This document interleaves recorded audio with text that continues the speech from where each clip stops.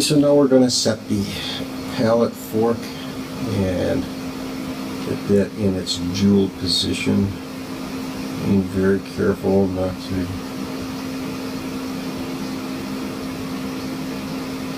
break anything.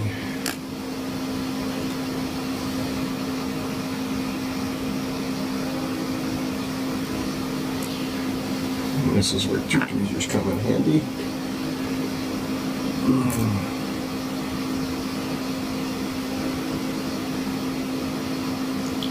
And we're going to check for free play. We're going to make sure that's tight.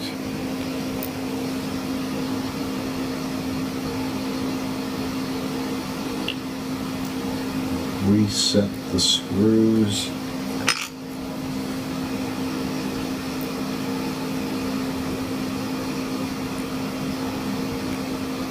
Again, I'm only going to tighten these up very lightly.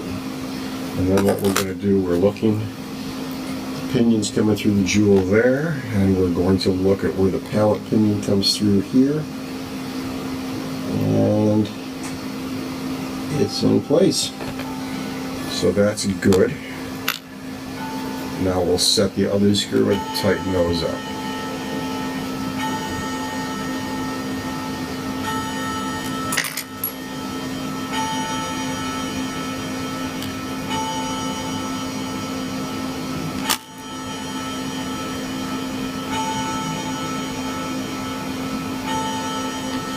Okay, make sure we have free play. Now when I wind this a little bit,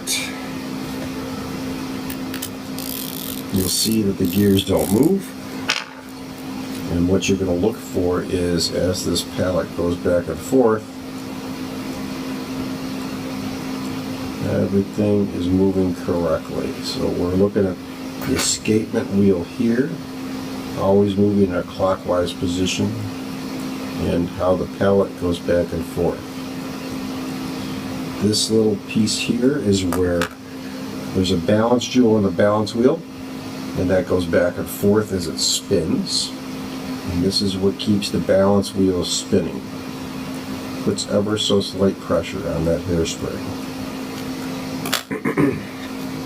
Again, this is a time to oil the jewels. I usually put just a drop of oil on one pallet jewel, and then I oil the bottom.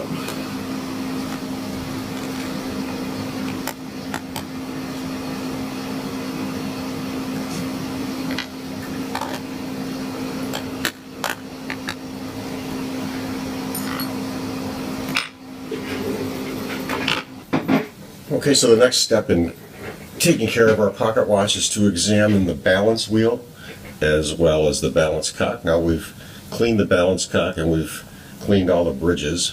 We've assembled the watch to this point where we put the pallet fork in, up to the pallet fork, so the train is in, the pallet, the escapement is all working. We've tested that, given it a slight wind, and oiled all the appropriate pivot points. At this point, what we have to do is to determine whether or not the balance staff, the hairspring, and the balance wheel are all in good shape. Now, you can swing the balance when it's assembled in the watch, and you can pretty much tell, and I'll show you if the balance is in proper alignment. And this particular watch is, so once we assemble the balance back into the balance cock,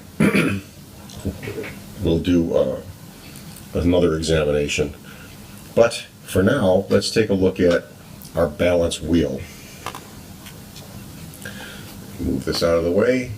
This is our balance wheel. Now, you'll notice that we have these points on the end, on each side. These pivots, these pinions, are actually what go into the balance jewels, and we have one on the bottom and one on the top. This is the top, this is the bottom. We also have a balance jewel and the balance jewel plate. These are separate pieces from the balance staff and are pressure fit out of the balance staff. The balance jewel is usually a synthetic ruby, and this piece here, the balance jewel, is what moves within the pallet fork. So if we take a look at the pallet fork again, there's the end of the pallet fork. That balance jewel fits into this piece here, and as it swings back and forth, excuse me because I can't see without my magnifiers, as this moves back and forth, this is what causes the escapement to turn and gives you the beat of the watch. This particular watch is 5 beats per second, and that's how it's geared.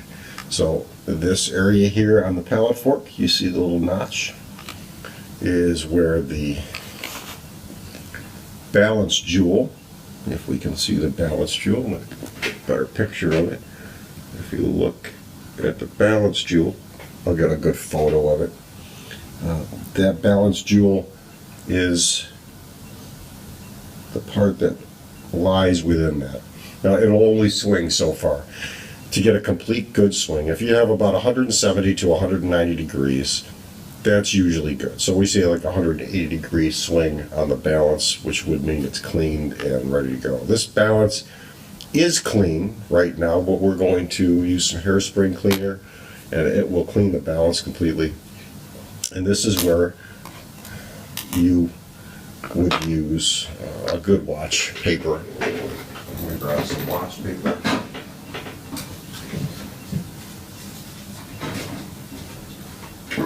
Watch paper is like tissue paper. It's very thin. And I'm just going to move my pieces out of the way. Now I like to use a good quality cleaner for that. You can buy hairspray cleaner. It's not easy to find, but it is available.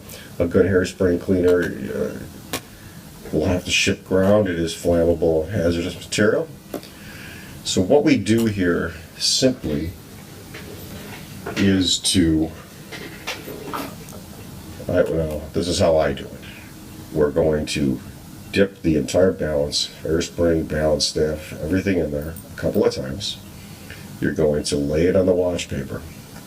You might be able to see that the wash paper absorbs most of the liquid.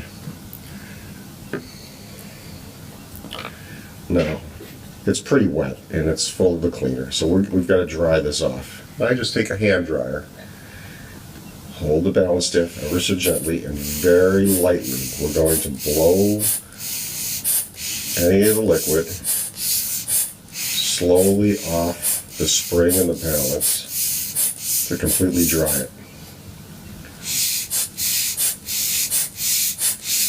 Now, this removes about 90% of any debris that's on this watch.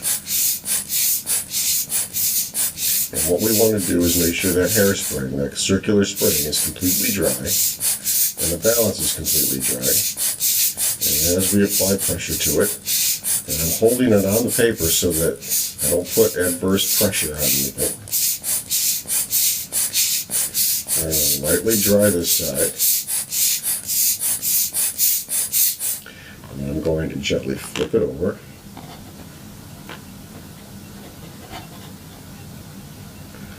And then we're going to blow this side very, very lightly. You don't want to cause any damage to that hairspring. You're going to do this for about a minute or two until the balance is dry.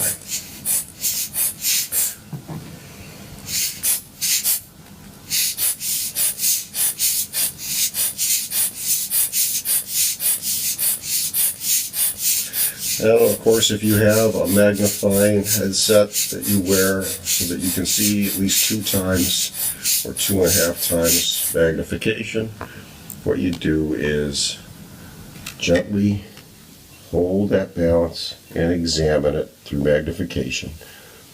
And of course, the more magnification you use, the more you're going to see. And I like to do the magnetic test where I grab the hairspring and I look and see if any of the spring has any magnetization. In this case, it does not. Demagnetizing these parts is easy. We'll show you that in the troubleshooting and solutions video.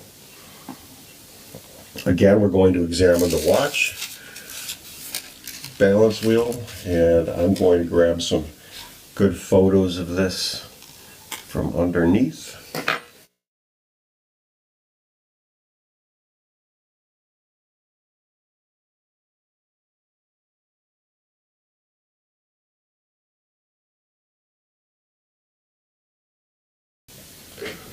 Okay, and just like disassembly, we're going to reassemble the balance cock and balance wheel assemblies together.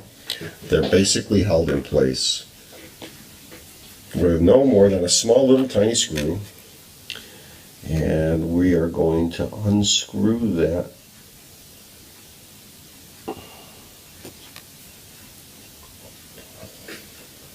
I'll take a picture of that screw so that you can see it. I've got a clean piece of watch paper.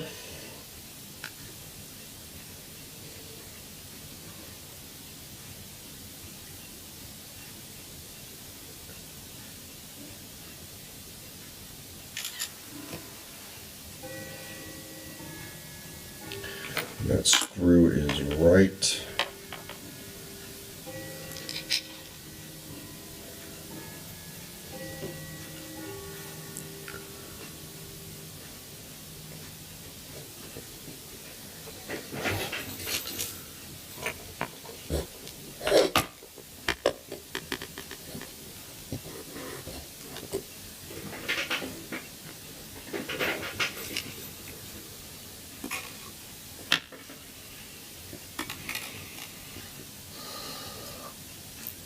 and this is the part that concentrates all your energy.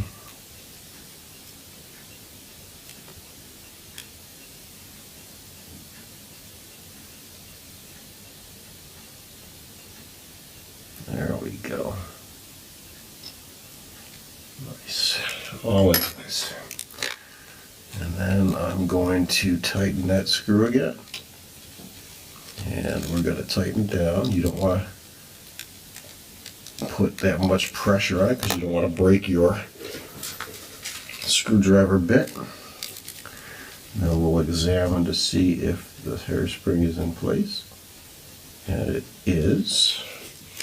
And now, if I hold this upside down, the hairspring is holding the balance in perfect position.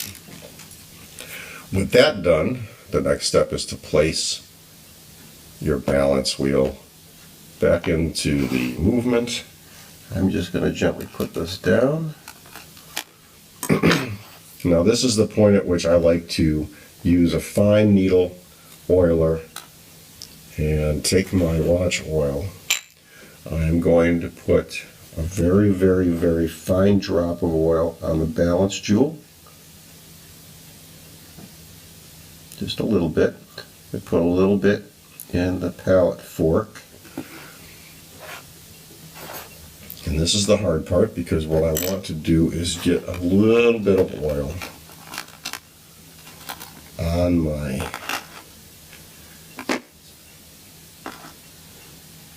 upper jewel. Not the easiest way to do this. What you're going to do is gently grab the balance wheel ever so slightly. You're going to lift it. Your oiler goes in between the hairspring and it just ever so slightly put a little oil on the upper jewel. You can do that prior to setting this up. You can do it after, whatever you're comfortable doing. If you have a cautious hand, you can do it after. If you don't have such a cautious hand, then do it prior to setting the balance wheel into the balance cock. Now remember, we have that balance jewel and how it articulates within the pallet fork. If you put this in incorrectly, the watch won't run. What I always do is I push or I set my pallet fork so that it's closer towards the middle of the watch. I take the balance cock. Now normally it sits like this. What we're going to do is we're going to come at it at an angle. We're going to slightly tip this under the main gear, set the balance staff in the lower balance jewel and gently put the cock in position.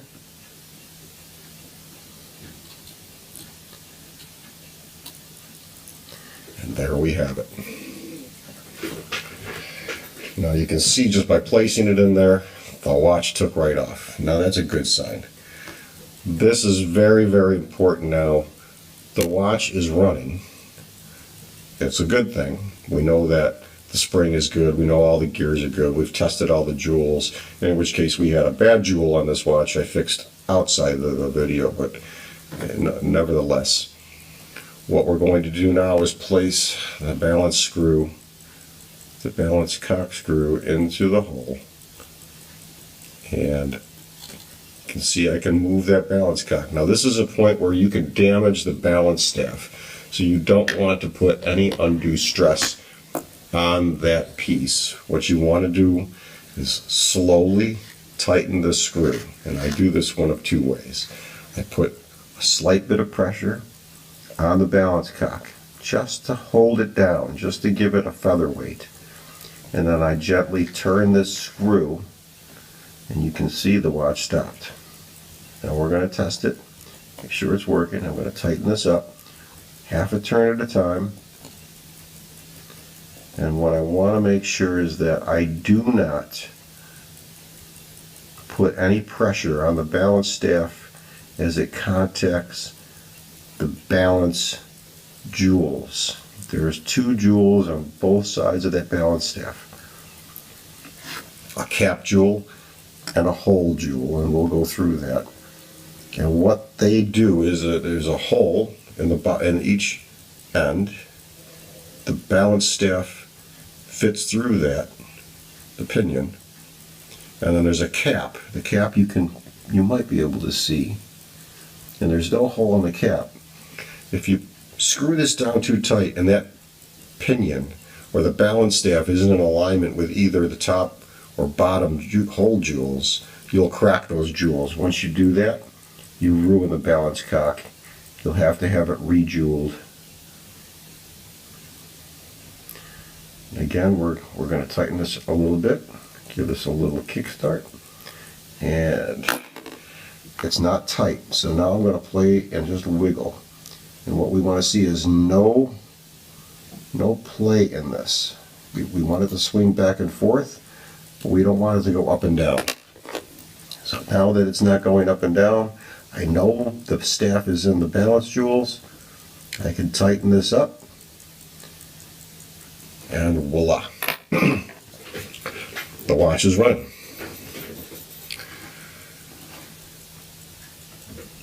Now it's not easy to see. This watch is probably swinging at about 195 degrees. And there's a little bit of fuzz in this. I'm just going to grab that fuzz with my tweezers.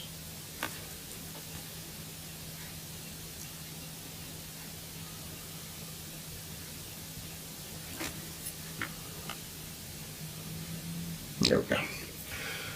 Okay, now there's not much of a wind on this spring, so it's not going to be, full power. The barrel has no full power to it. Right now it's only got about 3 winds, and it usually takes about 40 winds. So I know for a fact that this watch has a good spring. We've tested it. I know for a fact that the train is in excellent condition. We've examined all the gears. So we're looking at each of these pieces now, and we're watching this watch move, and it's perfectly how it's supposed to move. Back and forth just like that. Flip it over. And in some cases, you have access holes where you can see from the top these 2 holes here, and that's the pallet fork jewels in contact with the escapement. That's the part that causes the click. And we want to make sure that the watch runs equally as good right side up. And of course you can't see, but it is. And now I'm going to take this to the other camera. And if we look carefully, you'll see as I hold it upright, it's running relatively good.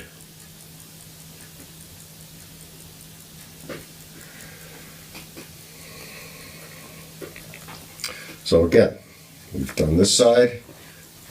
We're completely done on this side of the watch. All the parts are in, all the screws are tight.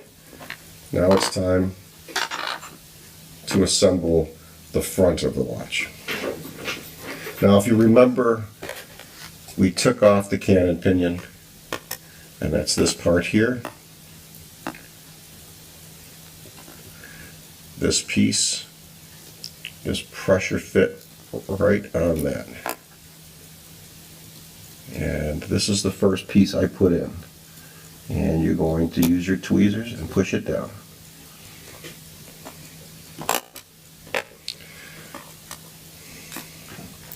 If you took video or pictures of your disassembly, the next piece we put in is this piece here. And this is a good time to get your winder, and we will just gently let that fall into place. And as I turned it, you saw it fall. The next step is here we're going to apply some oil to the setting gear pinion.